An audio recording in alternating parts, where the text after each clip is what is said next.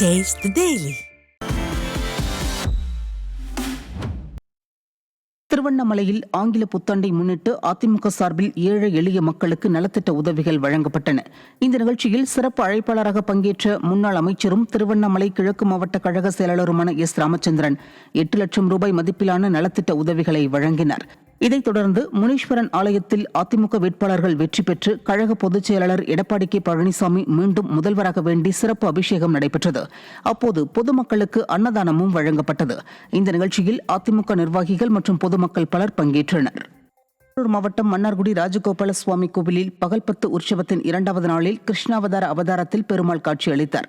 சாய கொண்டை அணிந்து கிருஷ்ணராக அருள்பாலித்த ராஜகோபால சுவாமியின் முன்பு ஆழ்வார்கள் கொண்டுவரப்பட்டு மரியாதை செலுத்திய பின்னர் 4000 திவ்ய பிரபந்த பாடல்கள் பாடப்பட்டன. இந்த உற்சவத்தில் திரளான பக்தர்கள் கலந்து கொண்டு தரிசனம் செய்தனர். மதுரையில் புத்தாண்டு கொண்டாட்டத்தில் நிகழ்ந்த சாலை விபத்து உள்ளிட்ட காரணங்களால் 94 பேர் காயமடைந்தனர். இவர்களில் 53 பேர் மதுரை ராஜாஜி அரசு மருத்துவமனையில் உள்நோயாளிகளாகவும் புறநோயாளிகளாக 41 பேரும் சிகிச்சை பெற்று வருகின்றனர். 5 பேர் தீவிர சிகிச்சை பிரிவில் அனுமதிக்கப்பட்டுள்ளதாகவும் ராஜாஜி மருத்துவமனை நிர்வாகம் தரப்பில் தெரிவிக்கப்பட்டுள்ளது. சென்னை அடுத்த குன்றத்தூர் அருகே மாடு மோதியதில் இருசக்கர வாகனத்தில் இருந்து தவறி விழுந்து மகன் கண்முன்னே தாய் உயிரிழந்த சம்பவம் சோகத்தை ஏற்படுத்தியுள்ளது. நந்தம்பாக்கம் எஸ்கேஎஸ் அவென்யூ பகுதியைச் சேர்ந்த சிங்காரி என்பவர் தனது மகனுடன் புத்தாண்டு அன்று இருசக்கர வாகனத்தில் சென்றுள்ளார்.